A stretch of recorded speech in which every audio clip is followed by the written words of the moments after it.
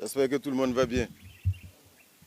Alors j'ai l'agréable devoir de vous porter ce matin le message solennel du camarade président du Faso, le capitaine Ibrahim Traoré, à l'occasion de cette deuxième phase des Journées nationales d'engagement patriotique et de participation citoyenne. Le camarade capitaine Ibrahim Traoré que je cite: Chers camarades, à la faveur de cette deuxième phase des Journées nationales d'engagement patriotique et de participation citoyenne, je voudrais une fois de plus saluer la fibre patriotique qui s'éveille lentement mais sûrement en chaque Burkinabé. Ce patriotisme et cette participation se traduisent dans nos actions quotidiennes pour la construction de la nation. Chaque Burkinabé, peu importe sa situation socio-professionnelle, consent des sacrifices pour que notre pays relève la tête fièrement et dignement dans le concert des nations. Vous êtes les sentinelles de notre idéal commun, bâtir une nation souveraine, juste et prospère, où chaque citoyen se reconnaît dans les valeurs de dignité, de solidarité, de probité et de patriotisme. Vos actes de patriotisme résonnent dans le monde et honorent notre révolution. Je vous adresse mes félicitations et ma reconnaissance pour votre engagement constant en faveur des initiatives comme le Fonds de soutien patriotique, Faso Mebo, l'actionnariat populaire et bien d'autres actions.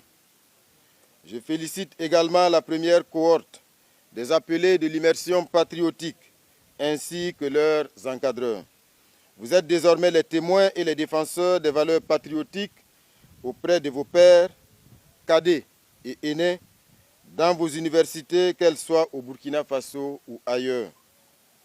Chers camarades, la révolution ne peut pas placer un agent de la brigade Labal derrière chaque citoyen pour suivre et corriger ses actes d'indiscipline.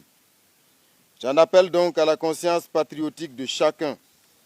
Adoptons une attitude et des réflexes qui rangent nos faits et gestes sur le droit chemin de l'ordre et de la discipline. Pour cette phase des Journées nationales d'engagement patriotique et de participation citoyenne, je nous engage sur 2 points. La protection de nos biens publics et la lutte contre la corruption et le racket qui gangrènent certaines de nos administrations, entreprises et associations. Chers camarades, en période de révolution, la discipline et l'ordre doivent se traduire par le respect et l'entretien de ce qui appartient à tous.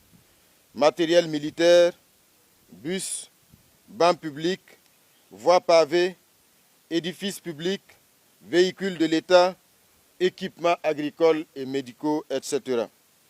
Ces biens ne sont pas anonymes. Ils sont la richesse commune de notre peuple. Toute dégradation volontaire ou négligence coupable est une trahison à notre révolution. Ne soyez pas les traîtres de notre avenir commun. Un bien public détruit, c'est un service public en moins pour le peuple. Camarades, en période de révolution, l'administration publique est le cœur de la nation. Tout blocage, abus de position, retard volontaire, acte de racket ou détournement des ressources publiques entrave le progrès collectif et doit être combattu sans pitié. Celui qui rackette le peuple ou détourne les maigres ressources de l'État n'est pas un révolutionnaire, il est l'ennemi de la patrie.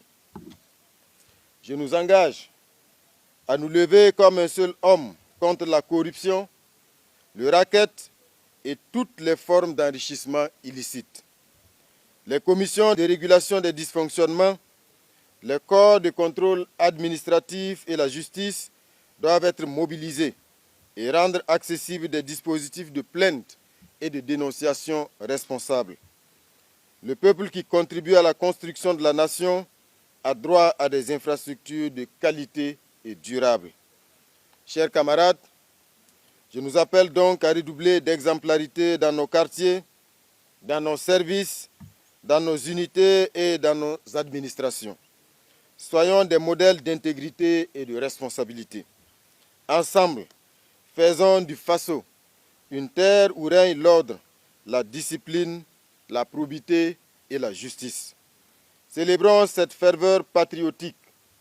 Léguons aux générations futures des infrastructures solides, des services publics propres, des quartiers assainis, des rues aménagées et une circulation respectueuse du code de la route. Vive le Burkina Faso souverain, vive l'engagement patriotique, la patrie ou la mort, nous vaincrons. Je vous remercie. Fin de citation.